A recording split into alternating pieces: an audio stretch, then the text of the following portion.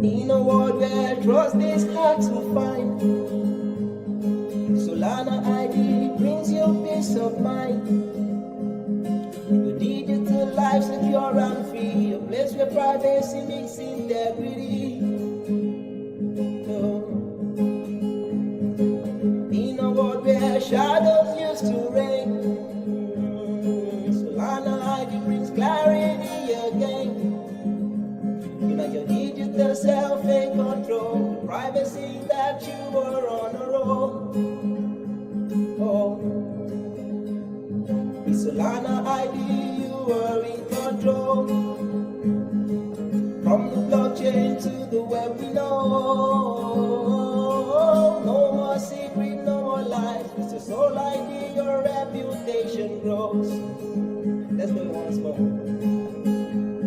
With Solana ID, you are in control. From the blockchain to the web, we know. No more secret, no more lies. With your soul ID, if your reputation grows. In a world where trust is hard to find, Solana ID brings you peace of mind. Your digital life secure and free, a place where privacy meets integrity. In a world where shadows used to reign, Solana ID brings clarity again.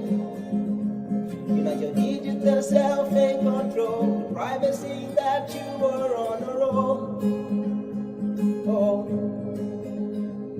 With Solana ID, you are in control. From the blockchain to the web, we know. No more secret, no more lies. With your soul ID, your reputation grows. Let's do it once more. With Solana ID, you are in control. From the blockchain to the web, we know. No more secret, no more lies. With your soul ID, if your reputation grows. In a world where trust is hard to find, Solana ID brings you peace of mind. Your digital life secure and free, a place where privacy meets integrity.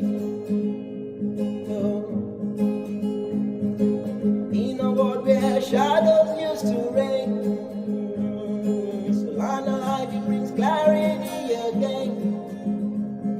Your digital self in control, the privacy that you were on a roll. With Solana ID, you are in control. From the blockchain to the web, we know.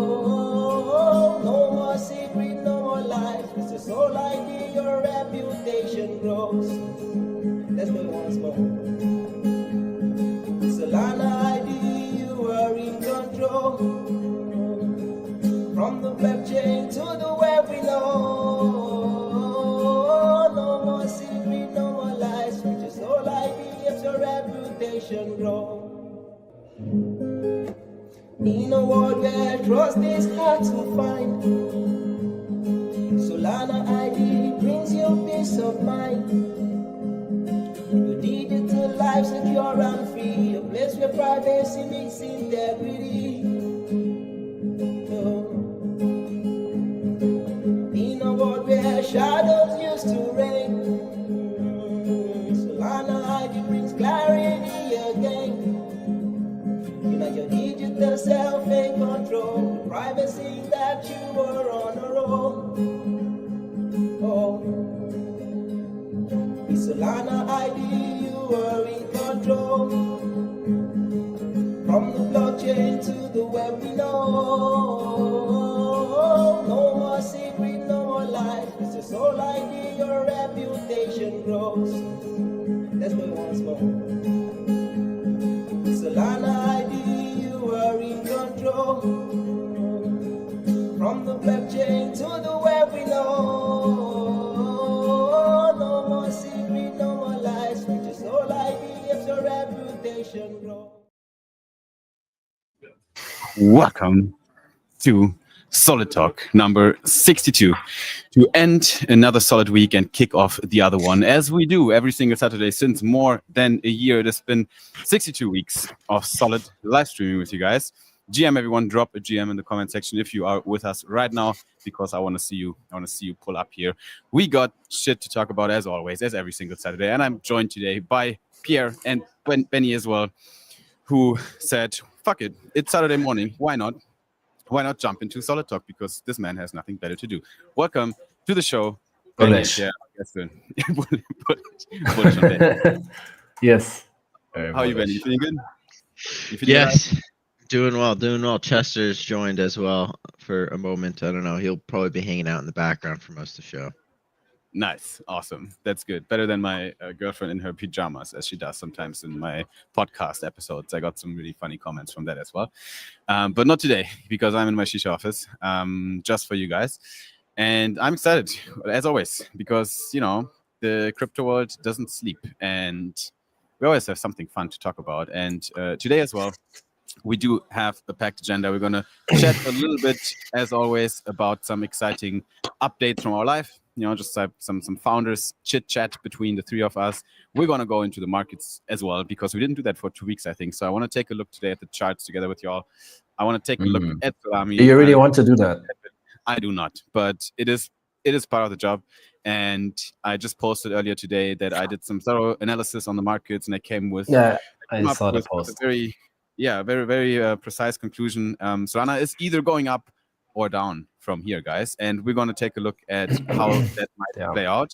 Yeah, it's damn. It's been how long did it take you to figure that out, bro? I've worked on this since probably 2 weeks straight without any sleep. But I got it. I figured it out. We're going up or down from here.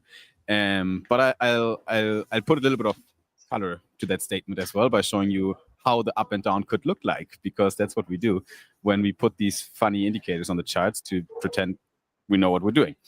Now, besides that, we're also going to talk a little bit about Solid itself, about some, you know, the latest involvements of us in the live stream strategy on Pump.fun, which is an interesting idea that we're still considering, and I have some updates on that front as well, without having anything set in stone yet, of course. There's only one token, which is Solid. Besides that, we also have some giveaways. As always, we always give away a little bit of Solid for participants here, besides the participation NFT that you only get from tuning into Solid Talks. And we have company updates around MetaMask, perks in progress, and a new survey that we launched as part of the perk campaigns that we always do, which is a new twist on things because we haven't done that yet. We want to give a little bit of update on that as well, and how this is going to look like going forward, as well as some overall high-level strategic considerations when it comes to Solana ID, because we've been thinking a lot this week about how Solana ID looks like today, how it could look like tomorrow, if there's any strategic twists we should implement into the protocol and its strategy. And without having anything precise yet, we always take you guys on our journey. And the journey is usually, you know, it's a thought process. That's what it means like to build a company. You're assessing data that you collect from operating out in the real world, and then you make new decisions based on that data, and things can change. And as an entrepreneur, you shouldn't be afraid of change. You should embrace it, because otherwise, if you fall in love with your idea, you're fucked, because usually that's when emotions kick in and the rational is behind, which is not the way we operate, right? So we're going to talk a little bit about that as well, some strategic considerations. Benny's genius idea. Benny, I want to touch on it high level without going into detail today. We can have an open discussion on some of these new ideas. So I want to just lay it out there to the community, get some feedback and some comments from them as well on some of our ideas. So we'll do this later in the stream as well today. We might have some updates as well on our community tool, because we've been building in the background, not us, but a team has been building a community platform for engagement that is linked to the Discord account. Some pretty cool, innovative shit. We can give some updates finally on that, because it is pretty much done. It is done now. I know. Yeah, I know, Pierre. it's I know almost a little bit embarrassing, but yes, we're getting there. Because it took so long. But it's not. This is it hasn't been developed by us in house. It has been developed outside of the house, and we can't control the speed over there at all. but still excited to talk about it. And we will shine more light on this with a demo next week. But we get to that. We get to this, guys. Before we dive into all of this, let's just open the stage by, well, first of all, saying GM to everyone. So who do we have here? We have Damarisa in the house, GM Dharma. We have Alden, GM, JD, Sol, as always, JM. Foodlefingers here, as always, as well. GM Foodle, Le Cecilion, Chills in the house, GM Chills, Jacqueline Ann is there, Hector's here, and Cyber says, GM Solidians. Big shout out to Cyber for dropping some merch in Nigeria. Actually, we didn't know that. Like, we didn't tell him to do that, but he went out there and he distributed some of our Slan ID shirts to some community members, as I saw on the timeline, and I was really happy to see that. So, big shout out to Cyber for taking initiative. You are a prime example of what a community manager should look like, honestly, in my opinion. Snowtoshi, GM, my friend, good to have you here. And Quicks is in the house. What's up, Solid Fam? Says Quicks, good to have you here. I'm amazed that you're not running a Twitter space or a live stream yourself right now to have the time to chime into ours. So happy to have you here as well. Hope you are very well. I think you must be somewhere in the Balkans as well, similar to me. So yeah, welcome to this part of the world. I'm really happy to have you around. And looking forward to see you as well at Breakpoint, which brings me to my first topic.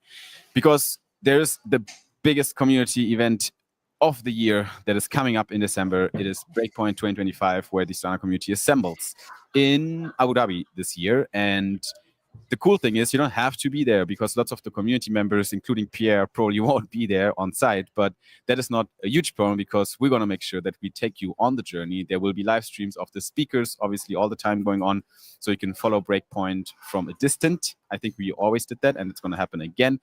And you have all of us reporting on Twitter about happenings on the ground. And obviously, Solana ID is going to be there as well, at least represented by me and Benny. And we're going to make sure to, wave the Solana ID flag and talk about Solid with everyone on site. And I think I'm working on having a little setup as well on site. So that is something I'm right now doing in the background. I want to have a little studio either at the Breakpoint venue or very close by in walking distance, where we have a little camera set up and everything, so we can live stream. Because Solid Talk number 65-ish, I don't know, actually, I need to check, but an upcoming Solid Talk is happening live on site at Breakpoint. It's a Saturday, and Breakpoint is on a Saturday, and obviously we can't skip Solid Talk. We're going to do the opposite. We're going to use that Solid Talk, to talk about some really exciting news that we're going to get to later, but we're also going to use it to just report from there, right? Because I'm planning to do a lot of interviews with founders there anyway. I want to talk to everyone and anybody. So I'm going to be there locked in that studio, at least for that Saturday anyways. And I'm going to live stream the hell out of me as much as I can. And obviously Solid Talk will be part of that whole live stream streak that we're doing. So I'm setting this up right now. Benny, how do you feel going into Breakpoint? Is it your second Breakpoint, your third Breakpoint? Third. I skipped Singapore last year, but I went to Portugal and Amsterdam. And Portugal is the one that FTX hit like literally the day after that the Breakpoint ended. And Amsterdam was before that, right? No, Amsterdam was after Portugal, before Singapore. So 2 years ago. Damn, okay. Because you've been doing the Breakpoints much earlier than us. Like Pierre and me, we went to the Singapore one for the first time. And now we have Abu Dhabi coming up, but we didn't go to Amsterdam and Portugal. So you definitely felt the early stages of Breakpoint. Was it always that exciting? Like even the very first one you went to? I mean, pre-FTX. How did it compare to other community events back then? It was like 3 years ago. Yeah, I think Breakpoint has always kind of been established as the yearly Solana event. NFT NYC used to be a lot bigger as well, like in 21, when obviously NFTs were popping off there, and every collection was going crazy. Royalties, they were making a good amount of money, so they had a lot of funds to throw on some big events. So that was definitely pretty big. But this year, like, they pretty much more or less didn't cancel NFT NYC, but renamed it Solana Solstice, and it was kind of a smaller event. But Breakpoints has always been a big deal, and it's always been where most projects will wait to announce their biggest news and have their team really all show up together and announce it and have a big show about it. Hell yeah. Yeah, I always have like a little bit of twisted thoughts when it comes to that, because obviously if you're announcing things at that time, you're basically lined up with everyone else and you're joining the whole cloud of big announcements, which also takes away a lot of the potential reach of your announcement as a company, because you're basically in that sea of announcements, right? But on the other side, you kind of want to be part of that big event, right? And you feel like you're left behind if you don't announce anything. So it's a bit weird. Like I always try to not announce any major things right then and there, and do it like a month or before or after, to kind of not be stuck in that cloud. But I think it's always good to have something exciting going on around that time, which we will have. But I want to save big announcements as well for before and after, honestly, when others don't announce shit, because then I think you have the chance to get a little more exposure on, at least in the internet, where you're basically just part of this big project push when everyone launches something crazy, and it feels like insignificant each individual launch. I don't know. Yeah, no, it's definitely a little bit of a balance. I know Jupiter announced their token in Amsterdam, and it was like, you can't really compete with that, right? Jupiter launching or announcing their token officially. So you definitely have a lot of competition there. But the talks are really interesting in general. Like, even if you're not announcing anything, the first Breakpoint I went to, I didn't go to any of the talks. I thought, who needs those? Nothing's going on there. Yeah. And I quickly learned that was the wrong decision, because a lot of teams either drop alpha there, like not even a big announcement, they'll just kind of sneak something in there, or a lot of early teams that haven't really gotten much traction, you'll see them at Breakpoint and presenting and on stage with other big teams, and you get to kind of see behind the scenes, see the team, and see what exactly they're building before everyone else does on CT. That makes sense. We gonna have Solid Talk number 67, says Hector, on the 13th of December. Thanks for researching that real quick. That checks out. Solid Talk number 67, live from Breakpoint. I'm looking forward to that. Pierre, where will you be in the next weeks? Where is life taking you next? Because right now you're still on your little island in the Philippines. What's next stop? Nomading around. Yeah, obviously, as you already dropped the bomb, it's not going to be Abu Dhabi for me. And I honestly, I still want to post about this and get out my shit talk, because I think it is kind of ridiculous. I don't know how much it was when Breakpoint was happening in Amsterdam or in Portugal, but probably less compared to last year Singapore, this year Abu Dhabi. And it's the community event of Solana, the biggest community event of the year. Why do you not try to make it as accessible as possible for everyone? No, you have to host it in Abu Dhabi, which is already fucking expensive. It's like Dubai, but even worse. It's like the OG Dubai. And then why do you have to do it when there's fucking Big F1 Daddy happening at the same time? So everything is twice or three times the price than it usually already is. And then also the ticket is $500. $500 is $500. So you have flights, accommodation, the ticket. You need to eat something. You want to have a life. Easily above 3K for 3-4 days. Why? Tell me why. Yeah, I can tell you why, probably, but also I can tell you that a lot of the community out there is probably resonating with that a lot, because like we're working on Solana, we're working in crypto, we're earning our living basically right there on Solana. And most people that will assemble there will be people like us, right? That are deeply involved in projects and so on, but we're all dependent on everyone else, like on the community, because if we in our small bubble do deals with each other all the time and make each other happy and kiss each other around in a circle, that doesn't bring anything. Like we need to make sure that we get users and users are community members, and community members are usually not the ones that just drop 5K on a trip to Abu Dhabi to kind of meet some cool projects, right? So pretty sure that some of the 2,500 Solidians that are tuning in here right now will have the same issue. They would love to be there, but it's just not so easy, especially if you do it in Abu Dhabi or in places like Singapore. But the reason why it's happening, I think, is because we are much more mature as an ecosystem now, and Solana has a big kind of institutional focus, obviously, as well these days. We're building internet capital markets, which inherently involves institutions and kind of legacy industry. And these people usually, they won't pull up in Sri Lanka or in some random country that no one heard of. Nothing against Sri Lanka, by the way. It's beautiful. But it's just like they want to be in a metropole. They want to set a statement, right? They want to be in New York for Accelerate. They want to be in Singapore, the kind of financial hub of Southeast Asia. They want to pull up in Hong Kong. They want to pull up in Abu Dhabi or Dubai, right? They want to set that example, I guess. But it's definitely a two-sided coin here, right? Because on the one side you have that, you want to look mature, you want to look serious, you want to be like Solana Foundation, or Solana is hosting a huge event in Abu Dhabi. Look at our balls, they're fucking huge. But you also want to be on the other side, be like, okay, we want to be permissionless, right? We want to let the community participate. So it's kind of a thin line.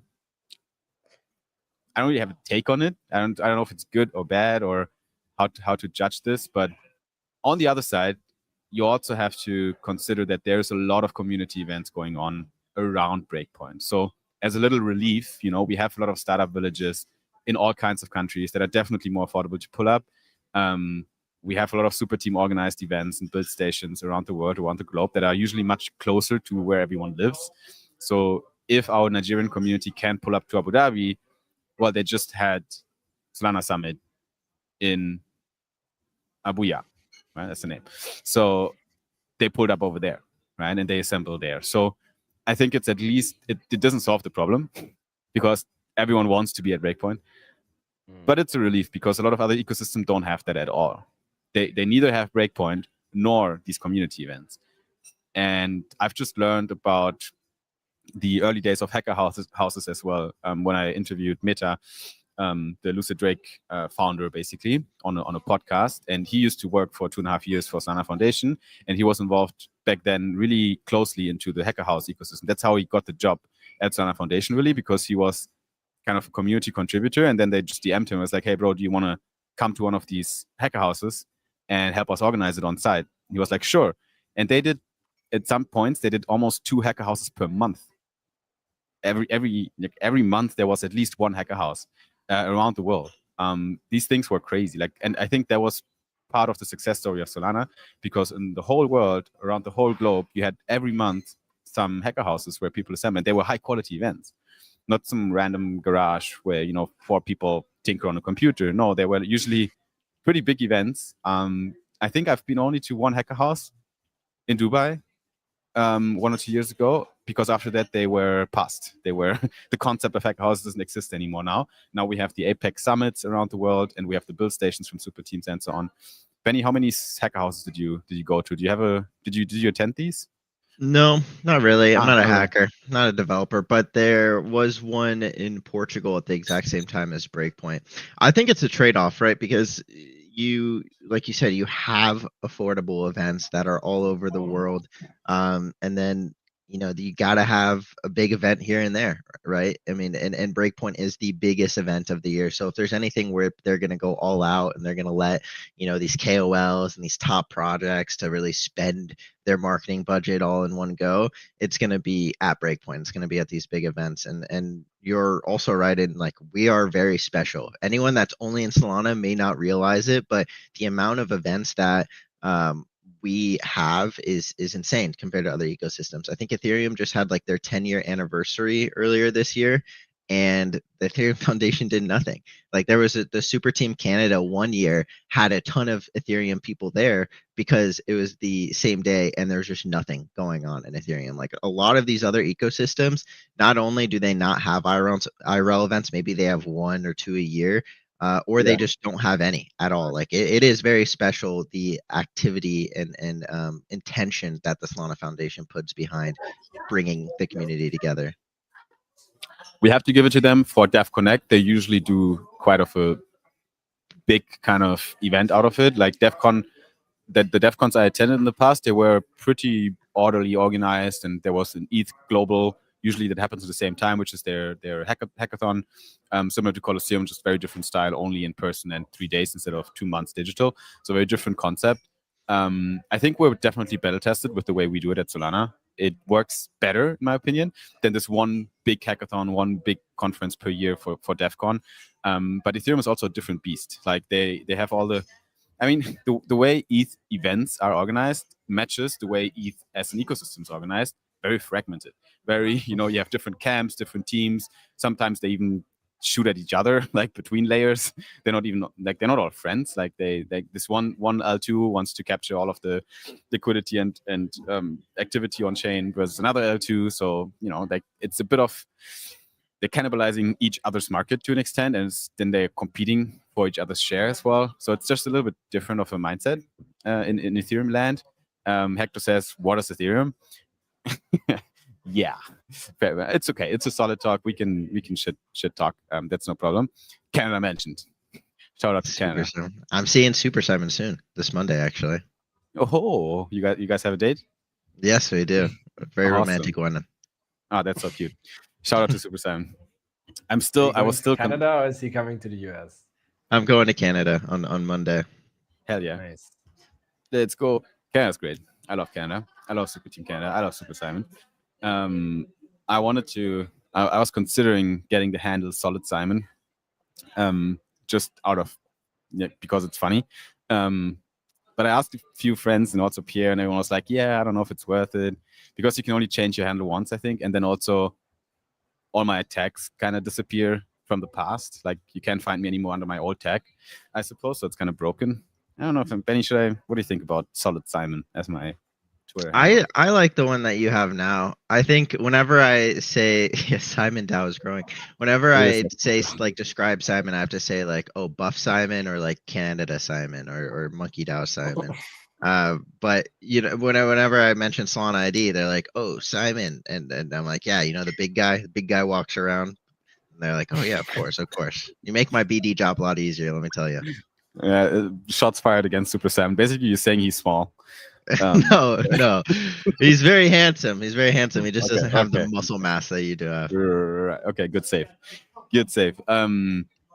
Yeah, I think I'm gonna roll with it. Like the reason why I keep my handle right now is mainly because if you type in Simon into the search bar, you find me quickly.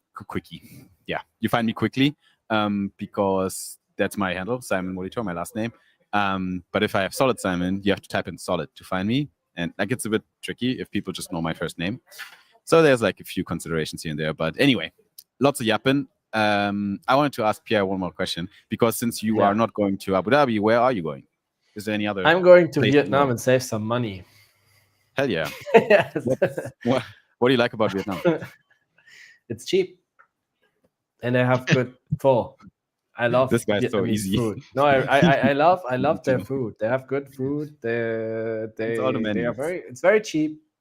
It's actually true. It's very cheap. It's a nice and for especially Da Nang, I was there in June for Solana Summit, and I really like the city. So it gives me everything that I love. Beach, sun, if the weather is good, obviously. I think right now we are going towards the end of rainy season. So hopefully when I arrive in December, rainy season is gone. But there's also, I don't know what's going on here in Southeast Asia right now. I'm not sure if you guys are checking the news, but there's like one typhoon after the other. There's actually another one coming on Monday or Tuesday, and it is as big as the whole Philippines. So it's like there was a how do you call it? Like a super typhoon, the biggest typhoon of the year a couple of weeks ago. Now this one was also like a very super duper typhoon.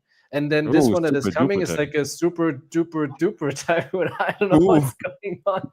Jesus. And they are always going from the Philippines to Vietnam. So I'm cooked. If I stay here, I'm cooked. If I go to Vietnam, I'm cooked. They are going. They are everywhere. Maybe you should consider Europe at some point in your life, bro. Asia is beautiful. I have a little problem because my fiance is from the Philippines, and the passport is not as strong as the one from Germany. So yeah, that would be the only option. But I'm drifting away. The country is beautiful. The city, Da Nang, is very nice because you have beach, and you have city, good infrastructure, a lot of co-working spaces. You have Super Team Vietnam. You have there's like a Web3 hub in Da Nang also. Nice. I know that there's always some friends hanging out there. BK is there most of the times now, and a lot of other people are there. So I think it's a great place to spend some time. And it's like a little. People often refer to Da Nang like the Asian Miami, but you know, I have to be careful saying that Miami is Miami. But if you go there and you go to the beach and you look behind you and you kind of get the vibes and why people are saying it, but obviously it's not quite like Miami, but it's like a small. You can compare it in some way. Yeah, nice. Lots of sun, lots of beaches, lots of cocaine. That's cool, man. That's great. I'm not sure about the last one, and I have no. Okay. I have never Oh, tried I'm sure that stuff. you. Oh, Yeah. never have. Disclaimer. What do you This think guy's is in here? sniffing something every. Yeah, I was about to say sniffing something every show. What do you Surprise, think? surprise. Oh my god. Alrighty. We should move on probably in our agenda and get back to some serious talk here. And it can't get more serious than Solana price action. So we maybe let's dive into the prices, do a little giveaway after, and then talk about some company updates. What do you guys think? Yeah. Love it. Awesome. Sure. Oh, Whoa. what's up, Pierre? Nice. Why am I now alone? Sorry. Just need to set up the screen here for y'all. Alrighty, guys, we're gonna dive into the charts and we're gonna take a look at what's happening here on the Solana chart, because it's looking on the 4-hour chart, it looks dangerous. It looks bloody, and it also was bloody, and it, like, some of these pullbacks, they definitely hurt a lot. All of us, our portfolios are in the red, or at least they're not as green as they were before. Me and Eno, we called this yellow line here the Simon support line, because I've been talking about this line since its beginning, since its initial start here in April this year. And Solana price has been hovering between these two yellow lines here for a while, right? And then we broke out to the upside, and now we're breaking down to the downside and a little bit too low. There was a lot of, attempts to stay above, like 1, 2, 3, 4. It looked promising. But if the price tests the support line so many times, yeah, I don't know. Like it can turn around, sure. But now the red scenario here on my chart kind of became more feasible. There's no direct kind of upside scenario right now on my chart anymore in terms of wave counts, because we don't have any confirmation right now that the price is attempting to turn around to the upside. And I'll tell you a little bit more about that when we look into the smaller time scales here. But basically, we saw from this last high here in not too long ago, it was in September 25, we had $250, if you guys remember. That was a good time because it looked like we're going to the moon. But obviously, the market kind of stopped us out right at the 1.38 FIB extension level here from the August low. Basically, we made this attempt to the upside. We had this nice kind of impulsive move to the upside. But from there, we kind of took a path down, and I count this as an ABC correction in an A wave here to the support line, in a B wave in an attempt to break out again, but we didn't make it. And then in a C wave that usually goes below the A wave, so there's $170, and that's where we are now, because now Solana is trading at $156, which is fairly low. Now, where are we going next? I have no fucking clue, but I can tell you a little bit about my thoughts and reasoning here. I think that we are right now in this downside move here from where does it start? It starts around $200 here on the 29th of October. We made a wave 1 to the downside, the wave 2 that was quite shallow, which is already a warning. Like we didn't have a nice corrective move to the upside here. We got stopped out already at the 0.5 FIB level to the upside between the high and the low. And then from there, we broke down. And we broke down impulsively, and impulse waves are always third grade waves here. And that is the red wave to the downside. That is my third wave. And then the fourth wave is usually a bit laggy. It looks confusing. Market doesn't know what to do. Wave 4s are usually indecision. And it makes sense as well psychologically, because after an impulse, the market is definitely in confusion because it doesn't know, oh shit, everyone is scared. Fear and greed right now sits at 30, extreme fear, literally extreme fear in the crypto markets. So the market is indecisive. It doesn't know, are we going to go up again? Everyone's kind of scared. But usually when there's extreme fear, when there's blood on the streets, we all know that, price can turn around at any moment. So that is why these fourth wave structures are always a bit messy. And that's what we are doing right now. So in a direct count to the downside, we're basically missing one more leg down. To complete the whole 1, 2, 3, 4, 5 correction. Then we would also complete the ABC on my chart here. But that would require one more low, okay? And that low could either happen right now in this ABC of the sub count here, and then now we're going down. That could be literally what happens next.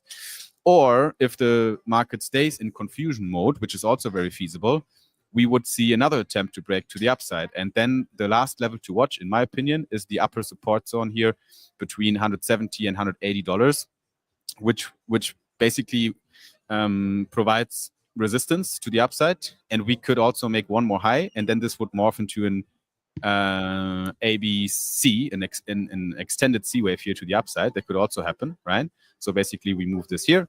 That would mean we get another wave to the upside now. But still, from here we can also go down, right? That is still resistance level until $180. We would still be, the count would still be valid. If we break above $180, we can consider a turnaround. Until then, I don't have any proof, right? So that means right now we need to look for breaking this resistance zone to the upside. That'd be good.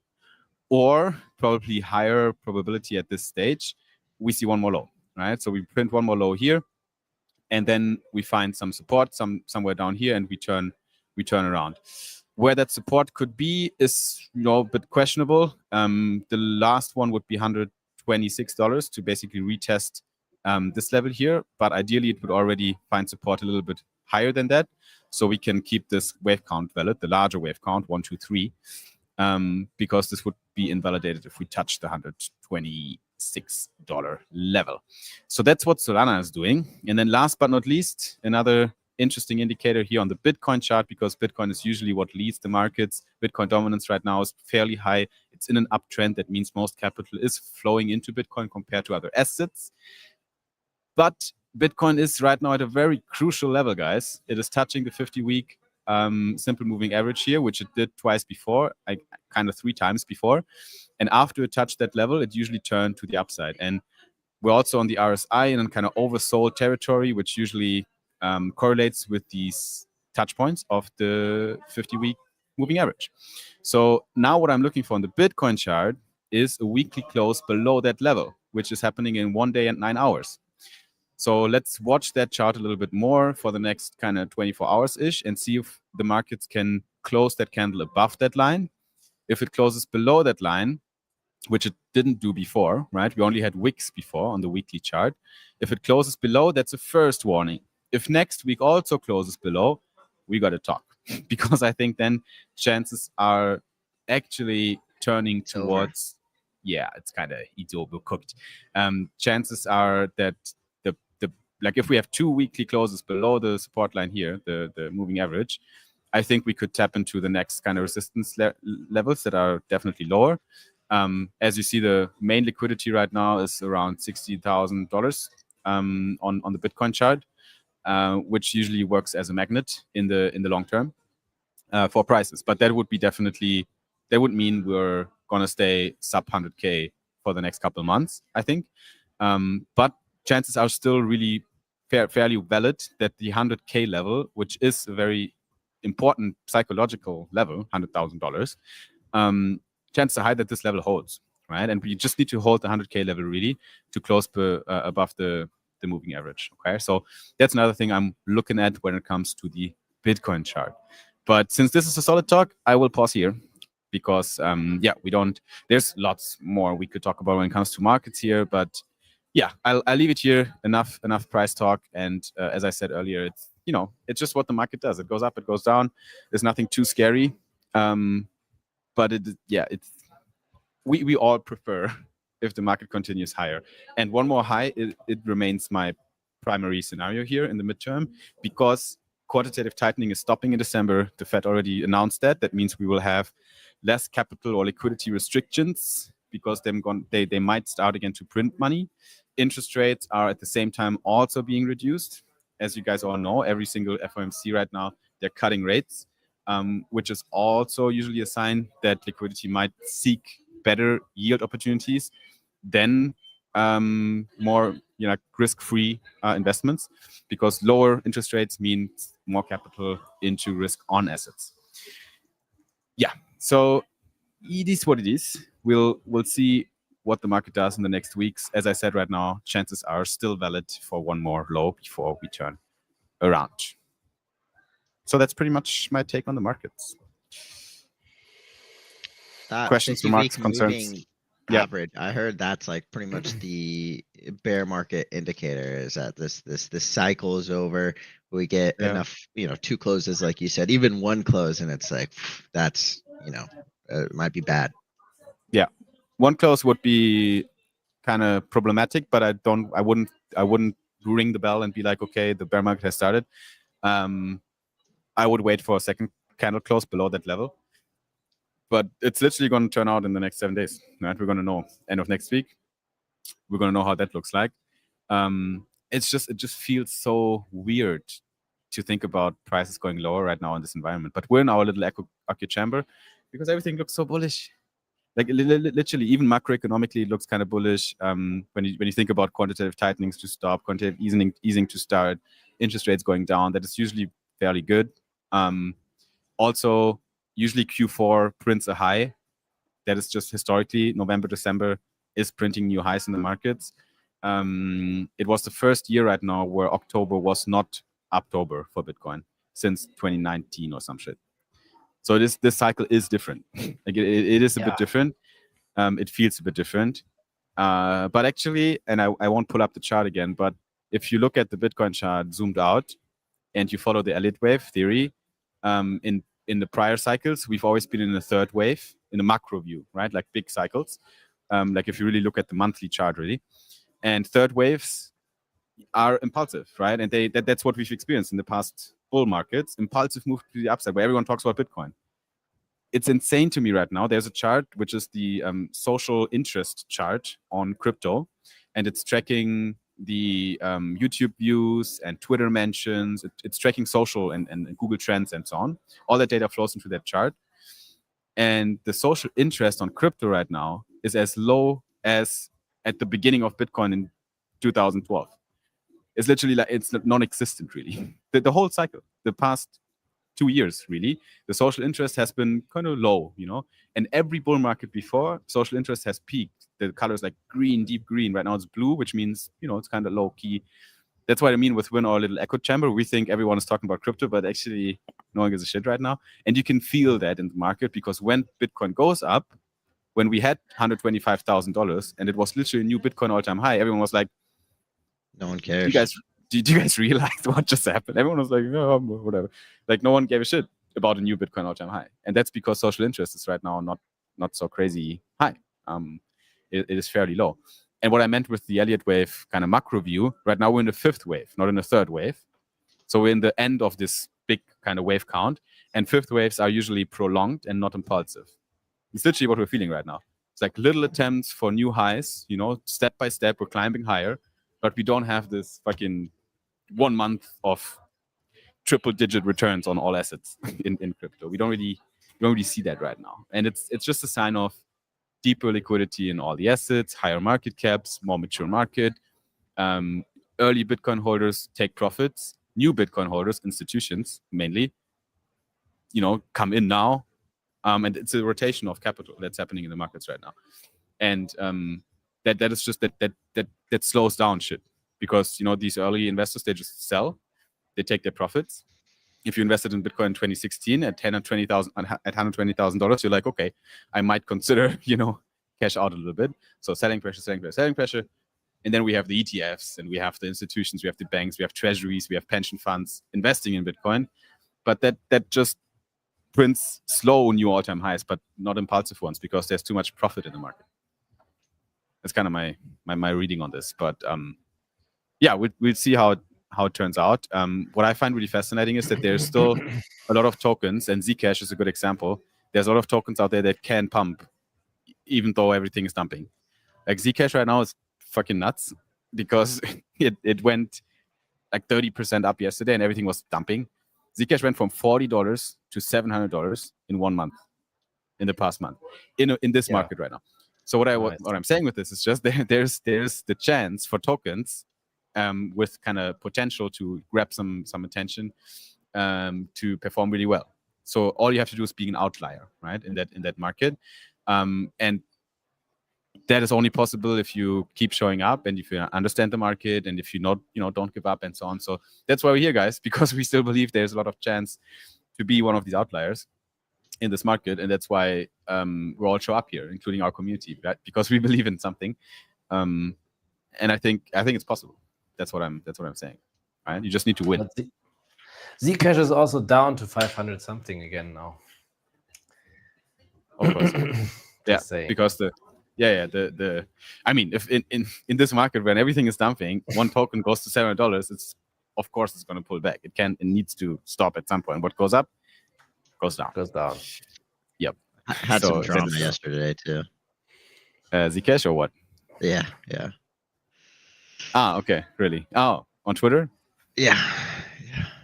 They posted this weird ass video. That's fucking weird.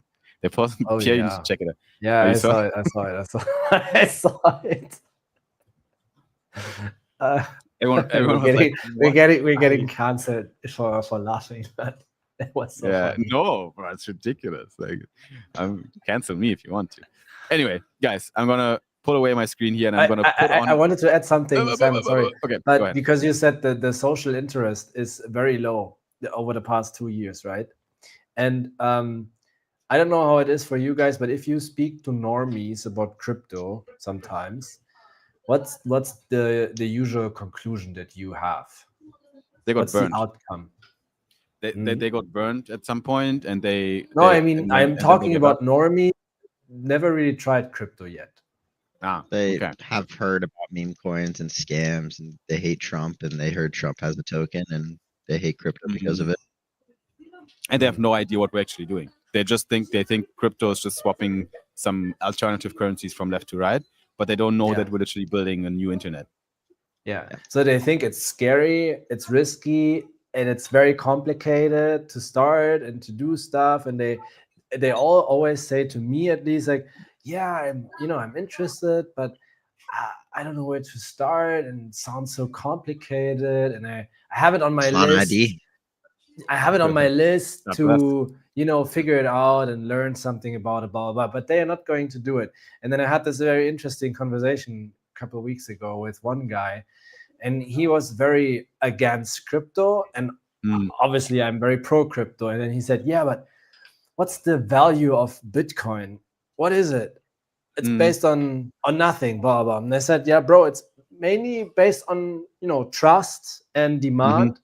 And it's worse than dollar. The dollar is also based on nothing. And he said, no, that's not true. The dollar is pegged to gold. And I said, what? Are you for real right now?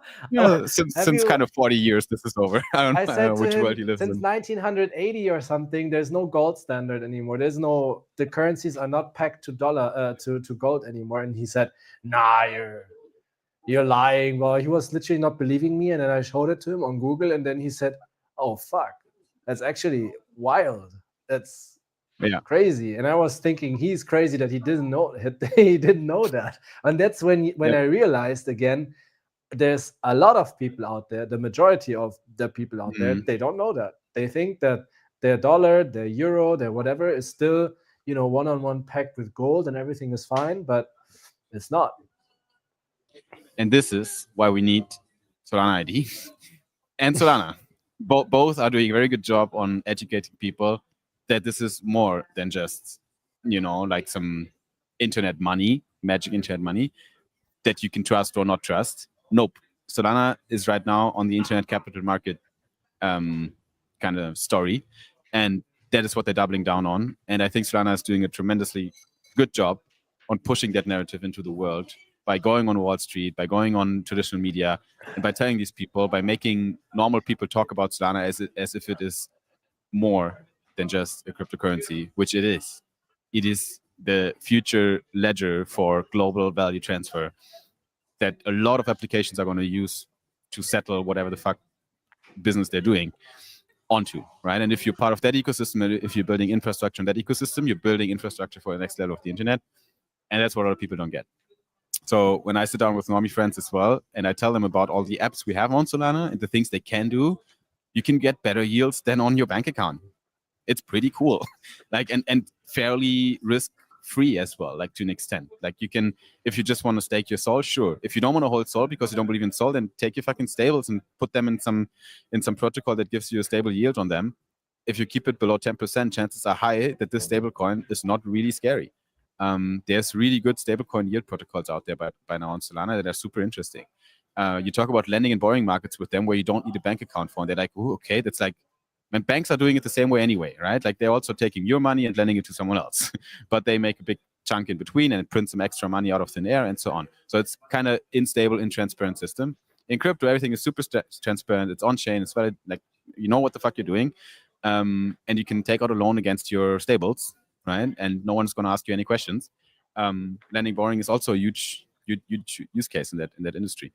So I think if we need to talk about the apps more, right? And that's been clear since a while, right? It's not me putting out some holy solution here. We know that, yeah. So yep.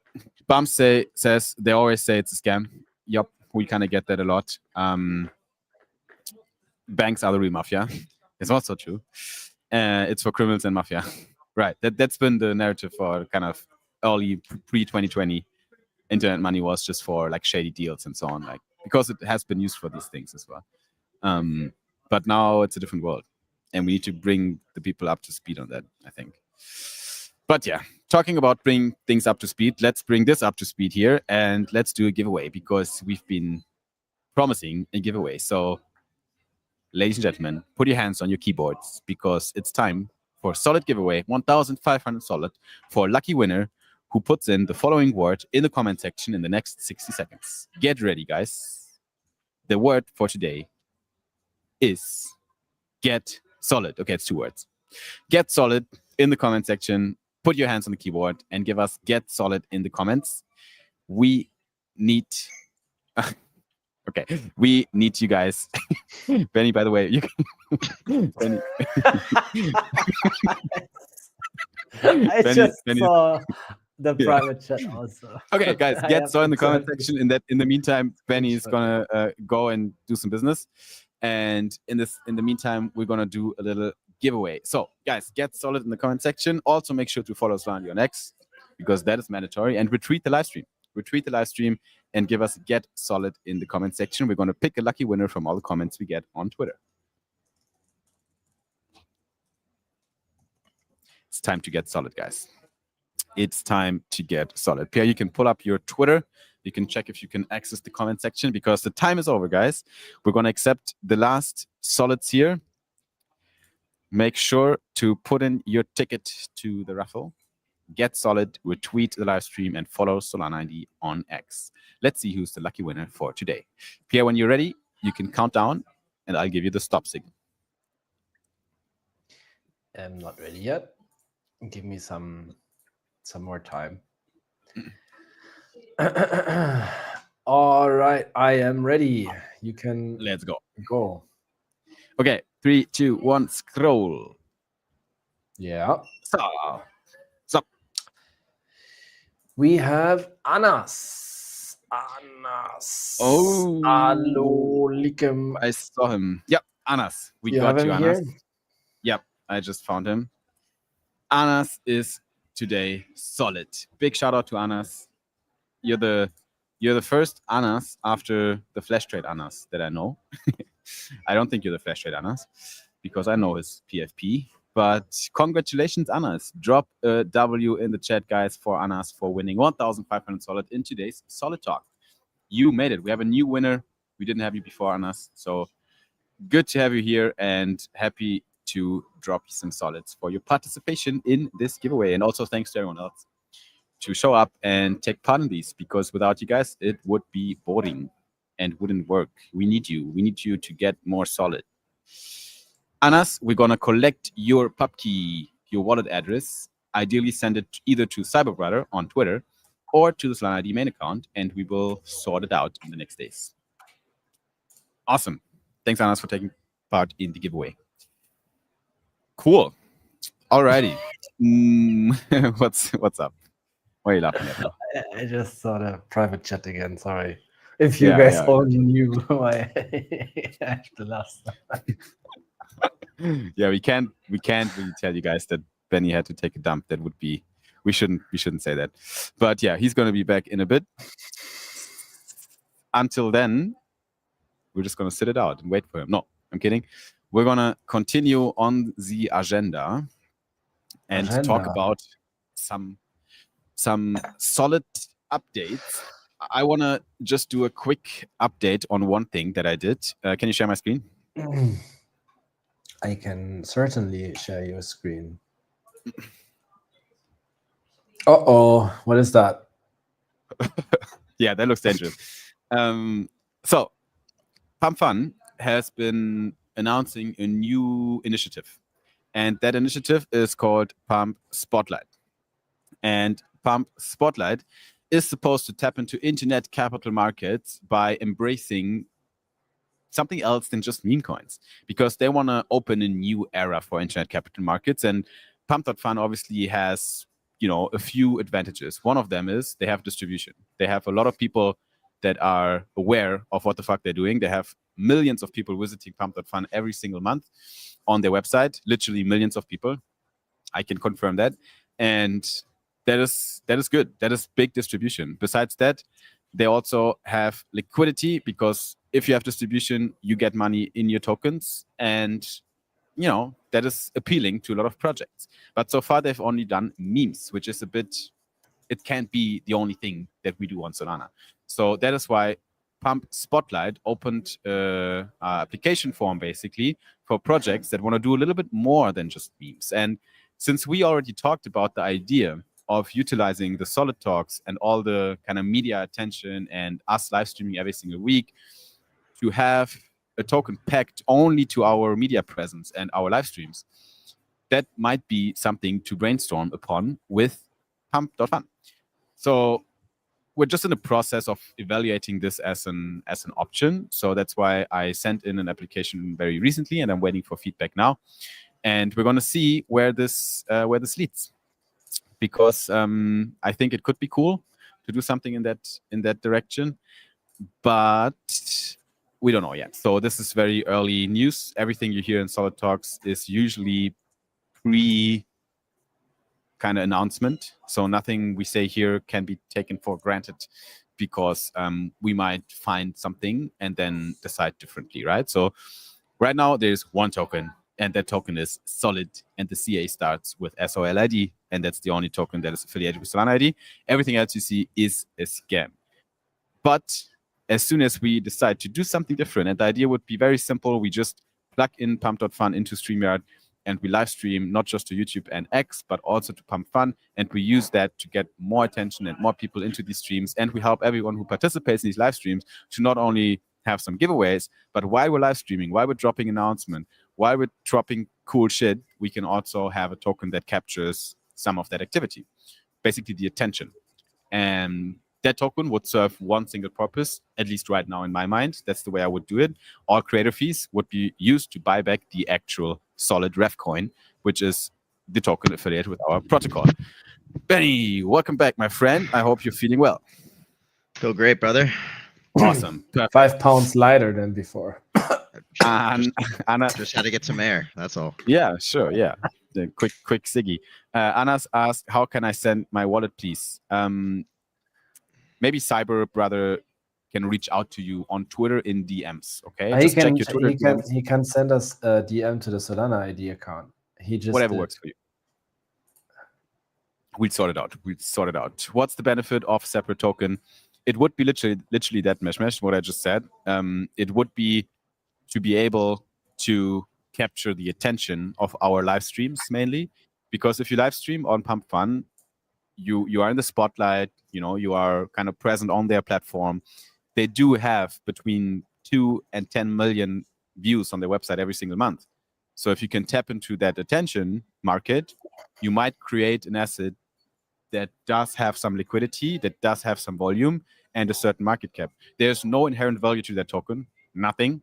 There's no inside allocation. It would be a complete fair launch. The team of Solana ID would not own, sell, or buy any of these tokens. It would be out there, and you guys can do whatever you want with it. But what we do is bring attention to that token by live streaming every single week. But the only thing we would do is take the creator fees that you get from having a token on Pump Fun and buy back Solid. So yeah.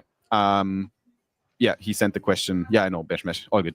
I just wanted to emphasize that point again. And the last thing I want to emphasize again is as well that right now nothing is decided yet. We want to talk with them a little bit about this. We'll see if they reach out to us after I submitted that application to have some brainstorming going on. And we'll also keep an eye on your guys' opinion, which is actually the most important thing of all of it. So we posted about this week. Pierre wrote a really good post about the idea of having a Pump Fun token, Solid Pump out there. And if you have some opinions on this, you can also drop them in the comment section of that post, because we are listening and we are looking at these things. Yep, so that's pretty much it when it comes to Pump Fun. We did our little giveaway, so that's out of the way as well. So I think we can continue now with some recent updates on some ongoing topics. So, yes, sir. The first update we have is related to our campaign with MetaMask, because now things are clear. Things are figured out because we had a final call with the team, and everything is pretty much prepared for a rollout. And we decided together with MetaMask that the good time window for launching a big push together with MetaMask is going to be around Breakpoint. That means that we're going to use the next 4 weeks to put everything very clean, because we already have shit prepared, guys. We're not going to show you because we want you guys to look forward to something, but a lot of shit is figured out. You're going to see some updates on your Solana ID hub. You're going to see some additional material out there in the internet that's related to MetaMask. And you're going to see a lot of places in the internet that will talk about this. That's all I can say for now. And the timeline is decided upon. Should we give the community an exact date of when this kicks off, or should we reveal it later? Up to you guys. We can drop the date. I think so.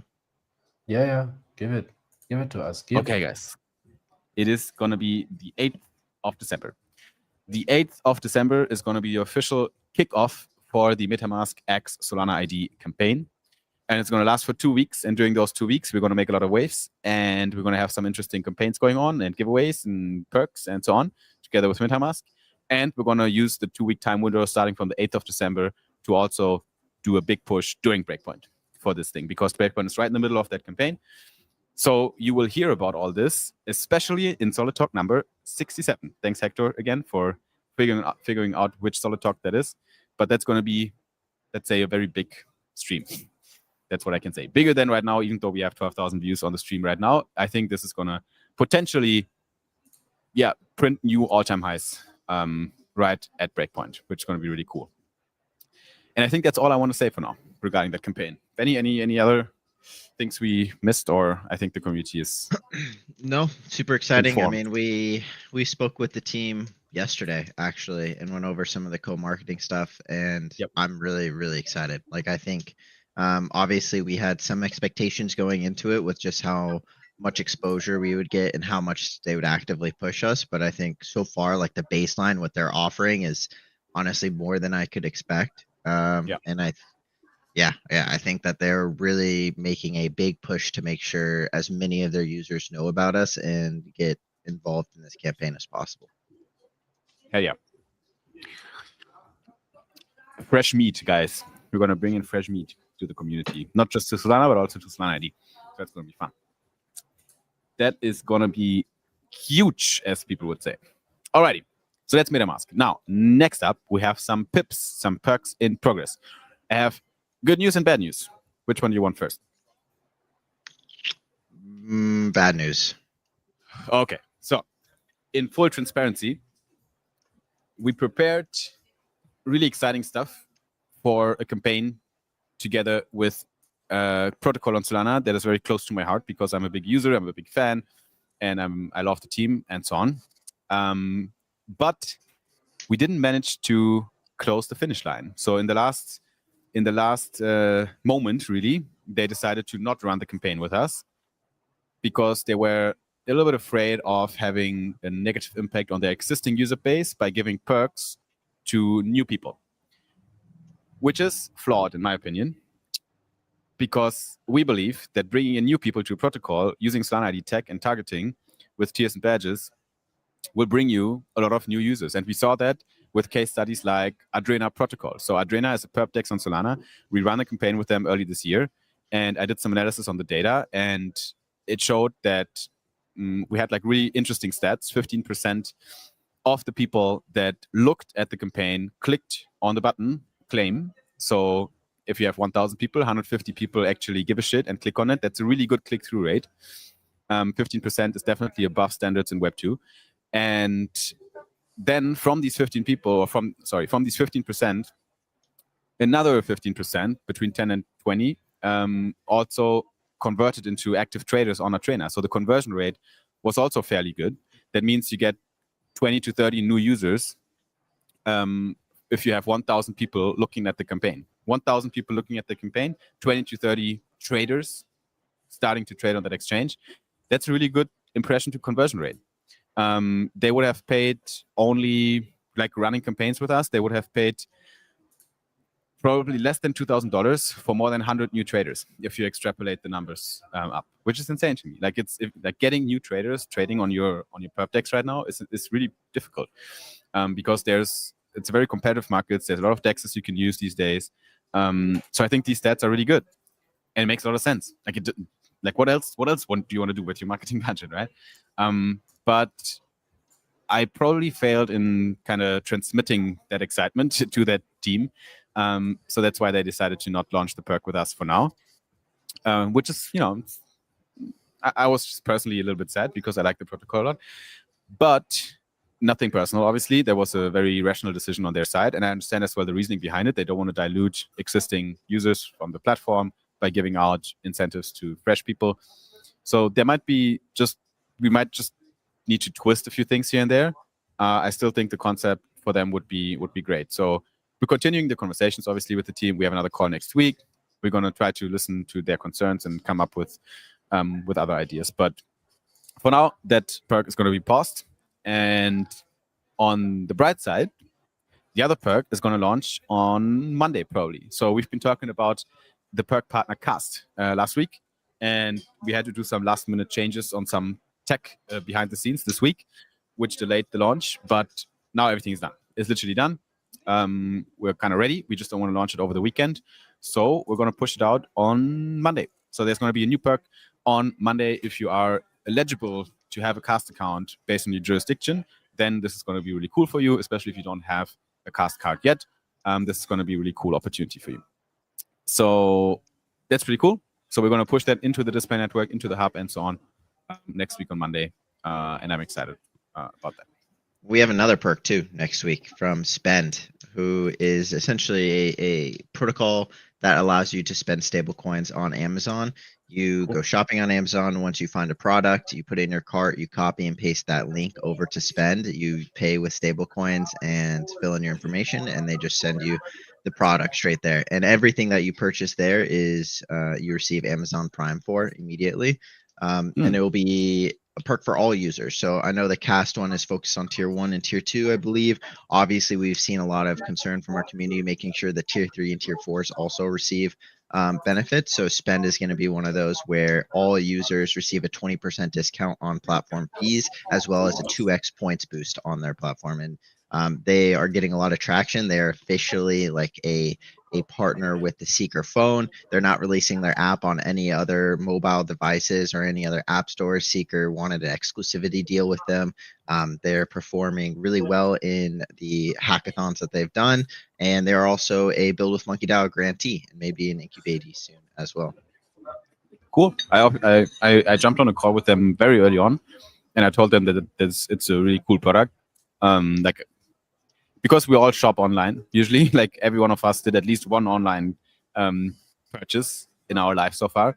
And like buying things on Amazon with crypto, completely seamless, like with stablecoin out of your wallet with the Wallet Connect. It's really cool. And I think you don't even need an Amazon account, which is also cool because they're going to handle all the how do you call it, like all the backend. You don't, you don't do anything. No KYC, nothing. All you do is copy and paste your link over to it. You pay with stable coins. I think you put your address in so they can obviously send it, and that's it. And it's easy peasy. And then obviously you also get Amazon Prime advantages and benefits, even if you don't personally have Amazon Prime. So I feel like that alone is a reason right there to use it. So yeah, in one word, Mesh, how easy is the user experience? Easy peasy. I'm quoting Benny here. It is actually really easy. Like I tried it out myself before, and it's a cool app. So yeah, shout out to Spen, and also shout out to them for running a campaign with us. We're gonna hear more about that next week. Yeah, cool. Thanks, Benny, for working on that. I think it's really exciting. Spend is a good use case for Solana. People get it. Very easy to understand and comprehend. And if people want to check him out on Twitter, it's Spend with an E. So SP3, or well, not with an E, with a 3. SP3ND. I made that mistake the first few times. So yeah, but you're also going to hear about it on our channel, obviously, next week on X. We're going to tell you everything about it.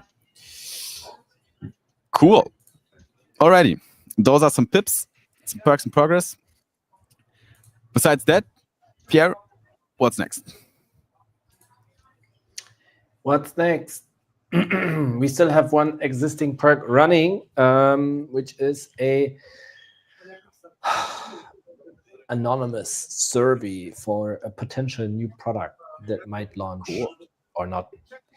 And so far, it has only been available to Tier 1 and Tier 2 Solana ID holders. But I think the gates are open now also for Tier 3 holders, if I'm not mistaken. Is that correct? Is it official? It is official. The gates are not open yet, I think. So if you want to try it out right now. But they will be open anytime soon. Probably latest on Monday. You can share my screen if you want. So we have the perk already in the hub, but if you're not in Tier 1, Tier 2, you haven't seen it. It didn't pop up in your My Perk section down here.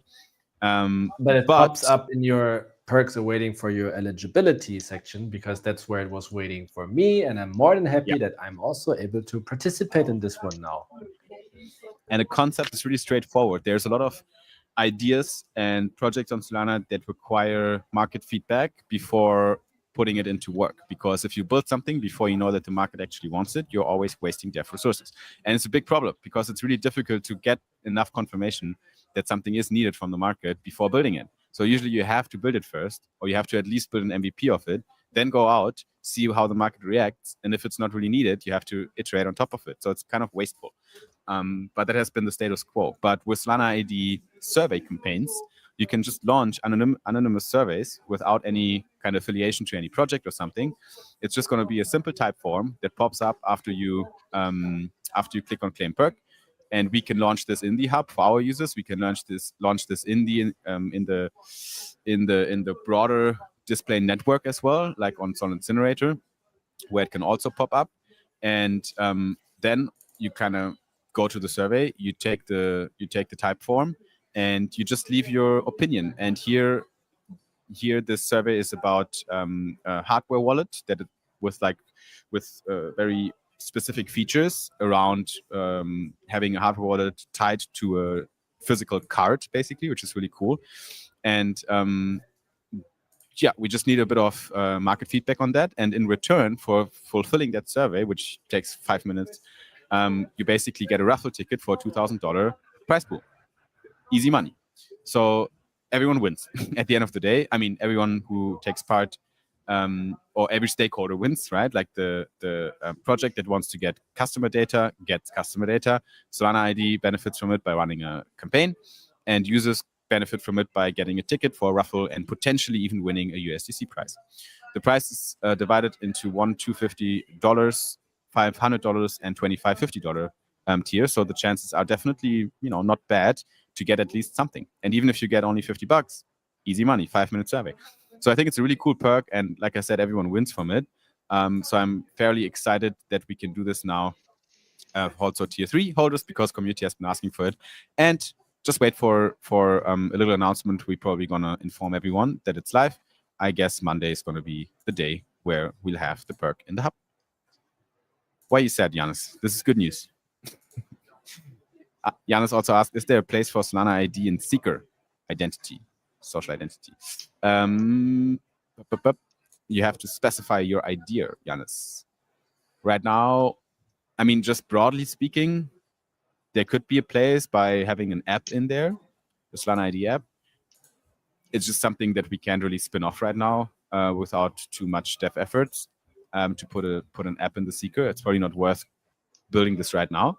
But yeah, we're connected with the mobile team, and like if we have any exciting ideas to spin up something together with them, we can always realize it. Right now, we don't have anything on the agenda, on the roadmap, really, but we're open for ideas as always and considerations. Cool. So that is the survey perk.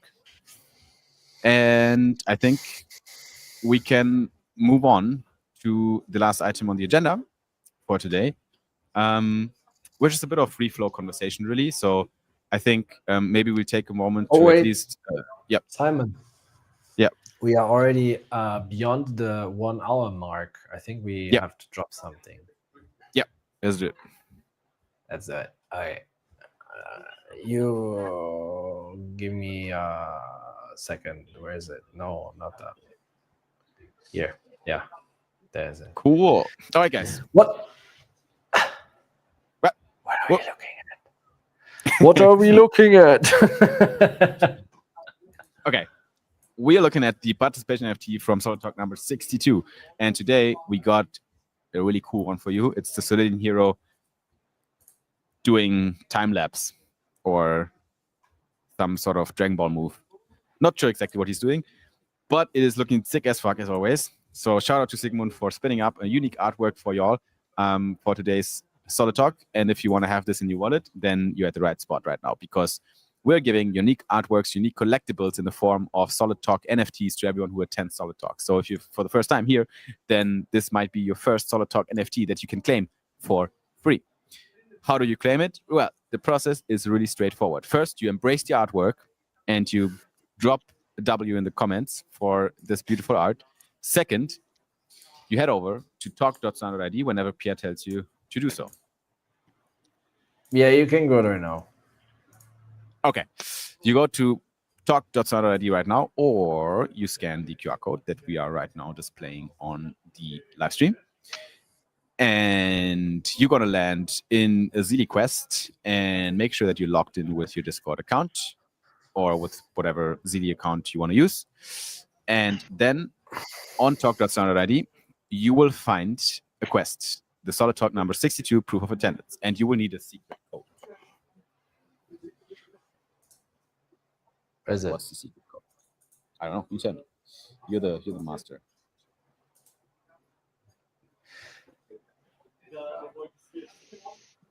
Oh shit! What? It's MetaMask. I need to sneeze. I mean, it's stuck. It's gone. Great timing. Okay, so what is the secret code again? MetaMask. All right. With so 2 capital M's. Yeah, very important. Yeah. 2 capital M's. MetaMask. Actually, it doesn't matter how you write it, but It does. at least here. Not for the secret code, isn't it? Are you sure? I am not sure. I think it does matter. Okay, what else do you have to do besides writing MetaMask with 2 capital M's? You can give us your Solana wallet, whatever that wallet might be. Maybe it's MetaMask wallet. They also have Solana wallet now. Or if not, then maybe Solflare or Backpack or Phantom. Or what else do we have? Jupiter or Magic Eden or Keep going. Yep. What else? What else do we have? I mean, there's a bunch of them. Yeah, but I mean, like, worth mentioning. I think that's it. All right. Yeah. So let's say we connected one of these wallets. What else? We put it in No, you don't have to connect. You just put your pub key. And then you do me a big favor and just interact with the episode number 4 from the Solidians animation comic. Ooh. The Solidian comic animation. I'm going to drop the last 2 episodes next week, guys. Nice. Okay. So, ladies and gentlemen, talk.sound.id, secret code is MetaMask. Interact with the post, copy your reply URL into the form and click on submit. And what happens next will be amazing, because we will drop you a unique artwork, to be exact, this one here, into your wallet sometime in the next days. You don't have to do anything else. You just have to submit that form, with all the to-dos, and then you're gonna get this beautiful artwork. Ja. So And so sieht's aus. And then make sure that you interact with this one, because this is the Solidian hero who just revealed the solution to the problem of the common folks, a Solana ID that's about to prove who is a Sybil and who is real. Everyone who owns a Solana ID is going to be a credible voter in the voting for the next Solana Maxi. So make sure to interact with that cool kind of little post here, and check out all the EPs, by the way, because we already dropped 4 EPs of the Solidian comic kind of how do we call this movie? Yep. Mini movie. And mini movie. And there's going to be By 2 the way, more. Benny is really hating on this a little bit. He says that the dialogues are corny, and I did a little. It's getting late over here. I did a little. How do I say this? I thought about this, and I actually think he's right. I might be a little bit corny, because when I wrote those scripts, they are not AI written. I actually wrote them. Even worse. Was stupid. I was in the Solana ecosystem for maybe like, I don't know, a few weeks. I literally had no idea what's going on. Great. That makes it much better. At least it explains why they are so corny, you know. Couldn't tell. Yeah. Okay. Well, I mean, it is what it is. Maybe that's the funny thing about it. Maybe that's what makes them so unique. I think I described it literally that way, where I was like, this is made for people that don't know about Solana or are brand new to Solana. Anyone that's been in here for a few months, these terms don't really resonate. I mean, are we posting these on YouTube and Instagram?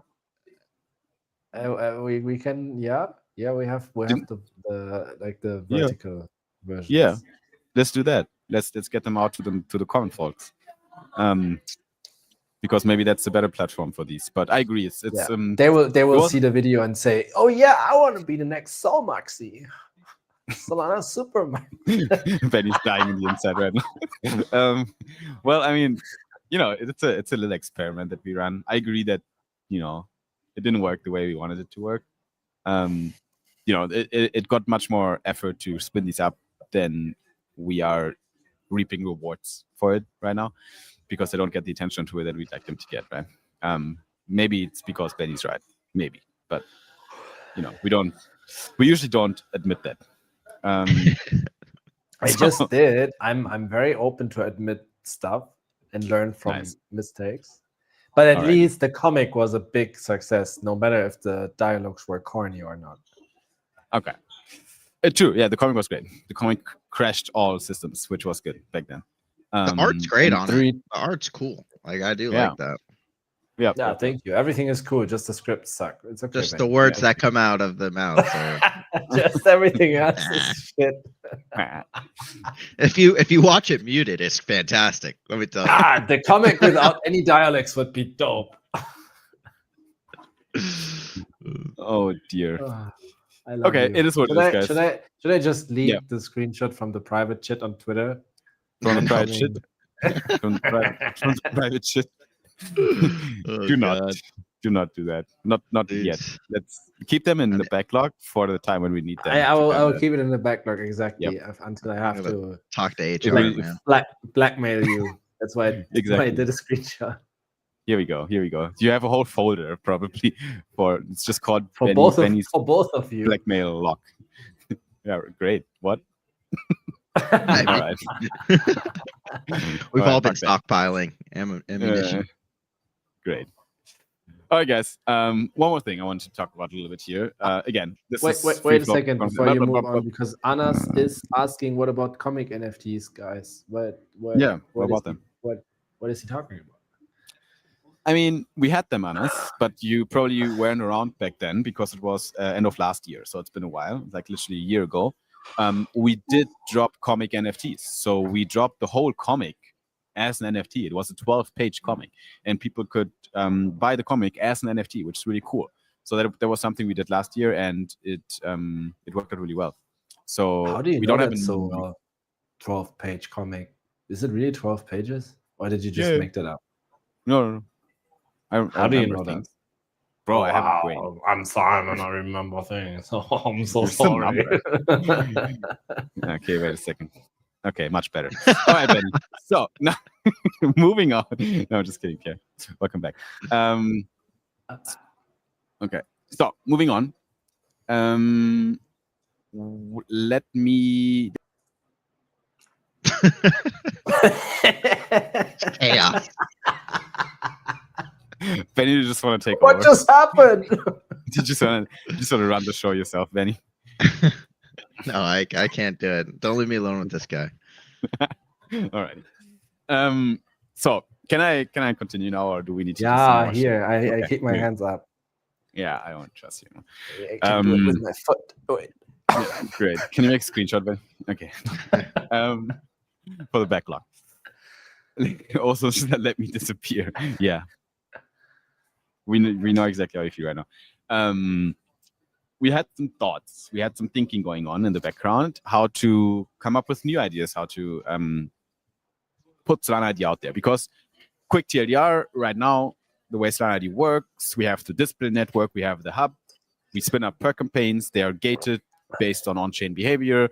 Certain wallets and wallet accounts or Solana ID profiles make it into a campaign, others don't, depending on how your track record looks like. And then you'll find these perks either on the Solana ID hub or in the display network, which is usually apps on Solana that display these perks in the corner somewhere on their front end when you connect your wallet and you're legible. So that's how it works right now. It is pretty cool, but it also has a few flaws that we kind of discovered while working on this and talking with projects about it. One flaw is that display partners are really difficult to onboard into this because they have a few concerns sometimes. Let me just... So, display partners have a few concerns sometimes. They don't want to... Leave me. What is he doing? What is he doing? Wants to be in the backstage, I guess. Look at him right now. What's going on? Fuck you. What's so funny? What did I miss? What? Nothing. Okay. This always happens because Pierre's like 12 a.m. right now, and he always gets stupid when he's tired, and then he does that.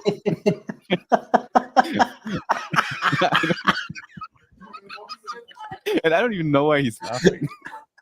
Benny, do you know why he's laughing? No, I have no idea. Oh, okay. I think he's just laughing about the same joke that we had like half an hour ago. That's usually what he does. Okay, so where was I in this very serious conversation that I just had with myself? Obviously, Display partners. Yeah, the bottlenecks, right? So they don't want to have clutter on their front ends. Sometimes they feel like they're displaying ads, even though we tell them, no, it's a perk, it's a nice thing, it's a benefit for your users. But they want to feel like they're putting ads on their users. So that's when we kind of run into a bottleneck with some display partners that are like, yeah, we like the concept, but we don't really need it. Because the pitch for them is give perks to users and reap rewards from revenue share on clicks, right? But also some display partners don't really need the revenue share because they already make a lot of money, especially if they have a lot of reach, right? So that's kind of a problem in itself. So there's a few bottlenecks and flaws in that system that we're just identifying right now, and that's one thing. The second thing is that crypto is inherently attention driven. It's a big attention market. Crypto marketers are suckers for attention. They don't give a shit about data. They don't give a shit about tracking things. They don't even want efficient marketing campaigns as we know them in Web 2. And our goal with Solana ID is to build better marketing technology and bring marketers in crypto into that world, into that kind of land where you can spin up campaigns and actually know what your money is doing, what your marketing budget is doing.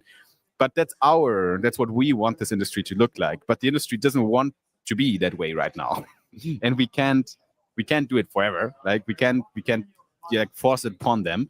If they just want attention, if they just want to pay KOL $10,000 to post something instead of running a $1,500 per campaign with Solana ID, getting actually trackable results. No, they just want to have some Twitter clout. They just want to look cool. They want to play the status game. And that's okay. I guess we just have to, that's why we set back, because that's what we do literally every single week. We kind of take a moment and be like, hey, is there things we can adjust and improve? Because that's how we so far managed to be here where we are right now, with a huge community and a very good product and very good footprint on Solana, by iterating on topics and not falling in love with concepts that we made yesterday, and looking forward into the future, how we can get better. So Benny came up with a genius idea, which is a new user flow built on the same system. So it's still Solana ID in the background. It's still the same concept. But in a nutshell, it works a little bit different. And maybe, Benny, you can give a TLDR on how that system could look like for the community. Disclaimer, we're right now in free flow conversation. We're just brainstorming. We're just putting out some thoughts together with you in the community, because that's the way we roll at Solana ID. Before we do things, we always talk about them first here in Solid Talks with all of you. Everything we say right here is not set in stone. It's not a strategy shift. We're not pivoting to anything, but we're having thoughts. We're having rational discussions internally within the team, and now externally with the community. And Benny wants to tell what's on his mind in terms of ideas. So how does this look like, Benny? How could the product change into a slightly different version that would solve a few of these bottlenecks that I just laid out? Yeah, I think so. There's a few different pain points. I think when we think of Solana ID, we're bringing a lot of these Web 2 marketing concepts over to Web 3, but also improving them, right? Ensuring that users are being rewarded for their data, they're receiving benefits for that data, and then bringing that targeted performance marketing to Web 3, which it just doesn't exist at the moment.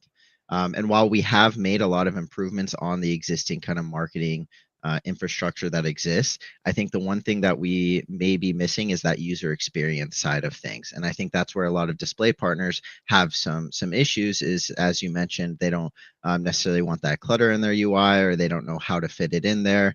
They're also not sure about the certain perks that are being displayed, what types of users are being targeted, kind of a miscellaneous box of maybe a little pain points.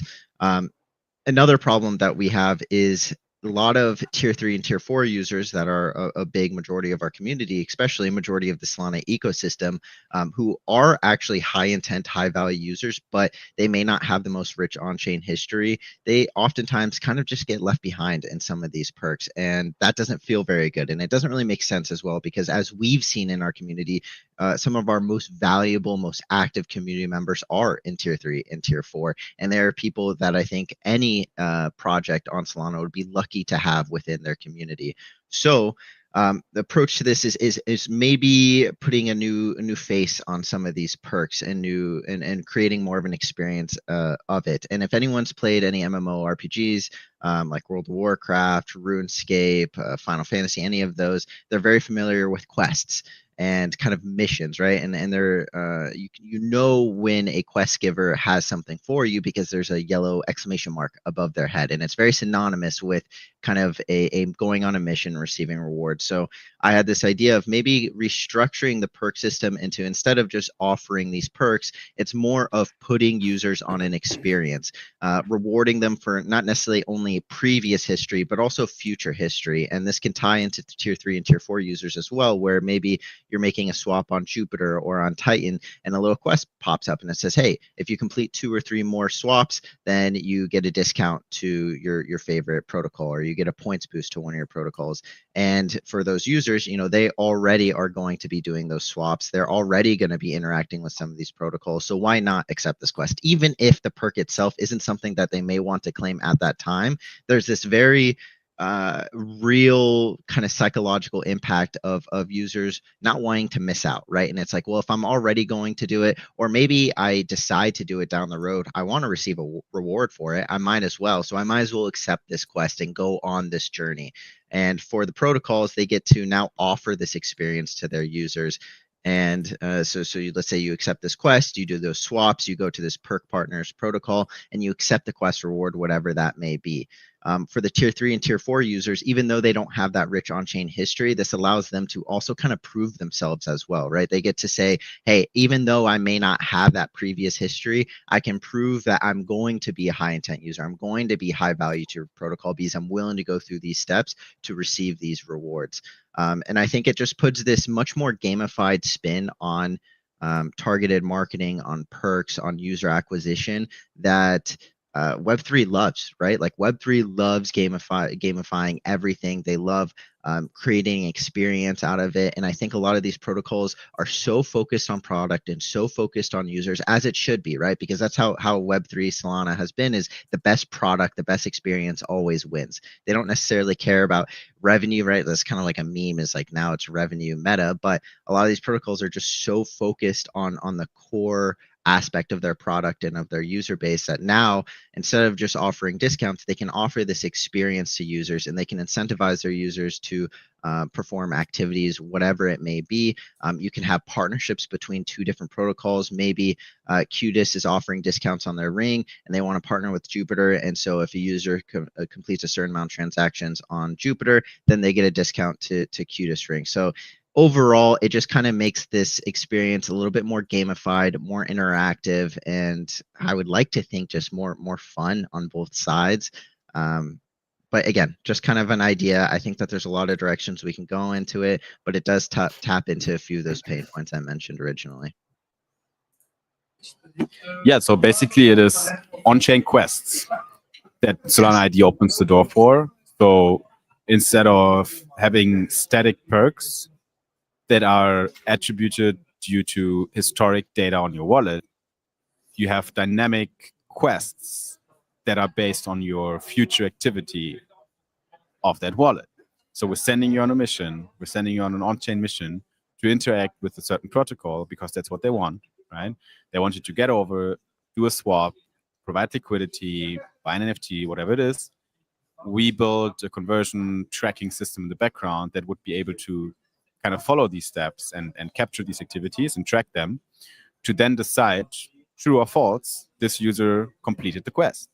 If you completed the quest, if you completed the mission, our system gives a true, a green check mark to the perk partner, to the quest maker, right?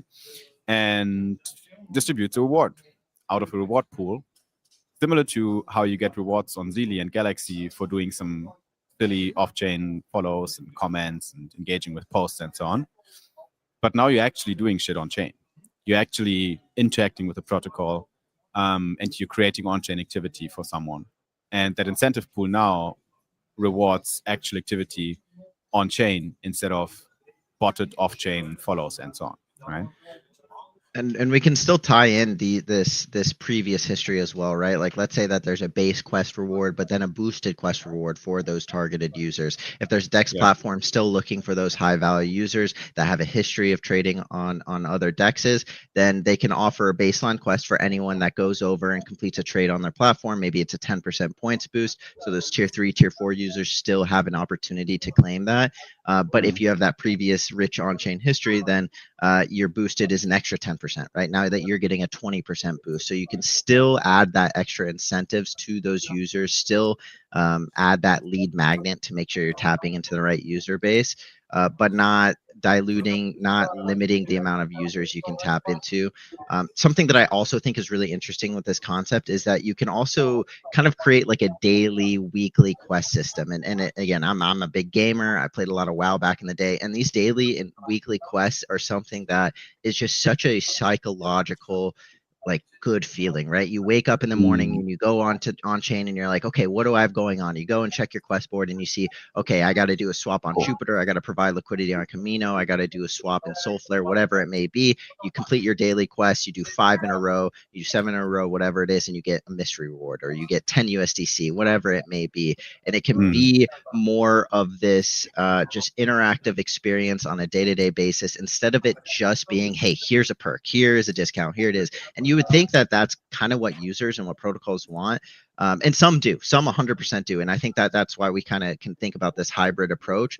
But there are some perk partners that they don't really want to just throw perks out there. They want to create an experience. They want their users to feel more like they have a place or they have a role in this whole ecosystem. And I think you tap on a good point with Zealy and Galaxy. Like, protocols clearly love that, even though it leads to a lot of botting, a lot of issues because it's off chain. We can essentially fine tune that and just create an on-chain quest program or platform that any protocol can interact with and ensure that those users are high value and real.